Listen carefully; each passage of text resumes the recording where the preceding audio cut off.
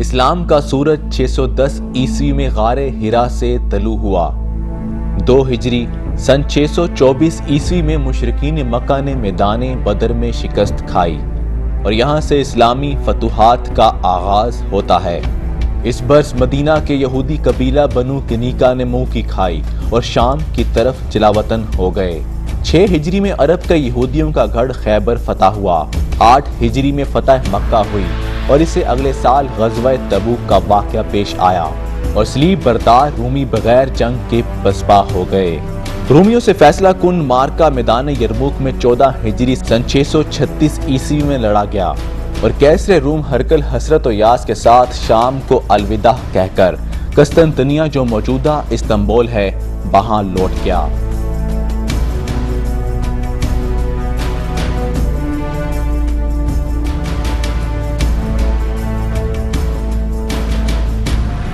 اس کے بعد مسلم فاتحین کے قدم ایشیا، افریقہ اور یورپ میں آگے ہی آگے بڑھتے چلے گئے۔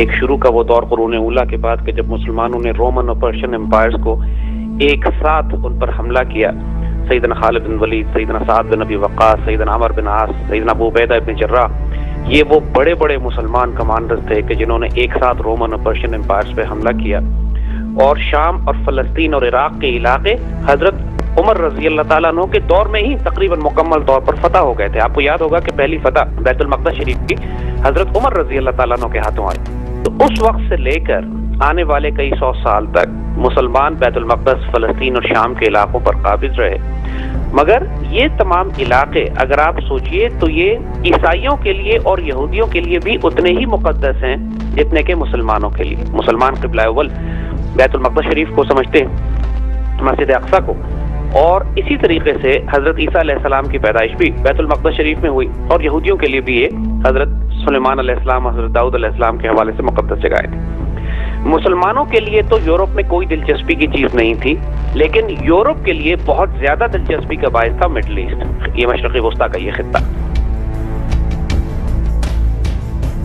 صلیبیوں کے مقابلے میں مسلمانوں کو پہلی پسپائی جنگ تورس فرانس میں ہوئی، جس کے متعلق خود یورپی مورخین لکھتے ہیں کہ اگر اس جنگ میں مسلمانوں کو شکست نہ ہوتی تو آج لندن اور پیرس کے گرجوں میں گھنٹیاں بجنے کی بجائے آذانیں گونج رہی ہوتی۔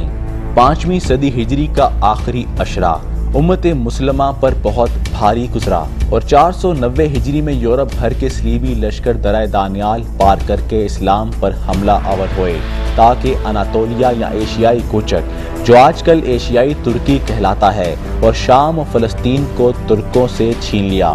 اس زمانے میں یورپ کے عیسائیوں کی متحدہ یلغار کے مقابلے میں مسلمانوں کی قوت متحد نہیں تھی۔ شمالی اسپین کے مسیحی حکمران الفالسو ششم نے 478 ہجری میں اسپین، جسے اس زمانے میں اندلس کہا جاتا تھا، کے تاریخی شہر ٹولیڈو پر قبضہ کر لیا۔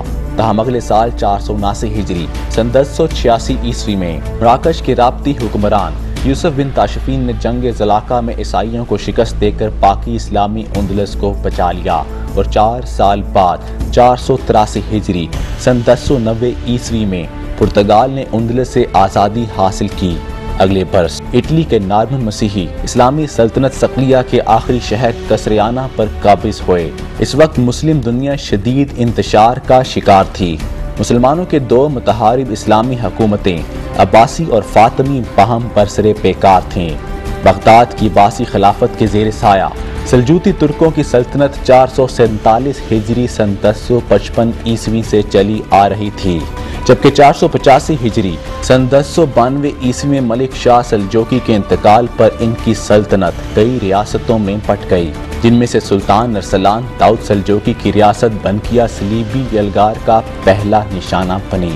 ایک مسیحی مصنف کے بقول اس جنگ میں سلطان ارسلان سلجوقی کی فوج نے 3 لاکھ صلیبیوں کا صفایا کر دیا اور صرف 3000 حملہ آور بھاگ کر قسطنطنیہ کی بازنطینی سلطنت کے علاقے میں پناہ لے سکے، لیکن اس کے بعد سلجوقی ترک تازہ دم منظم صلیبی لشکر کا مقابلہ نہ کر سکے۔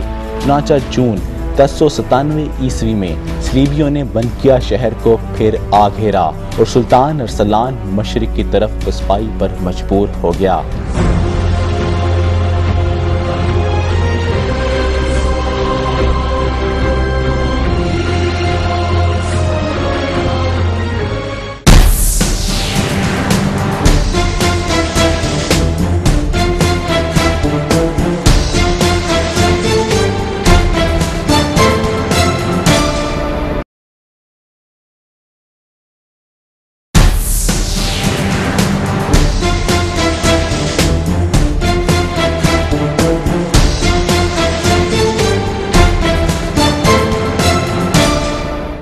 جون 1097 عیسوی میں صلیبیوں نے بنکیا شہر کو پھر آ گھیرا اور سلطان ارسلان مشرق کی طرف پسپائی پر مجبور ہو گیا۔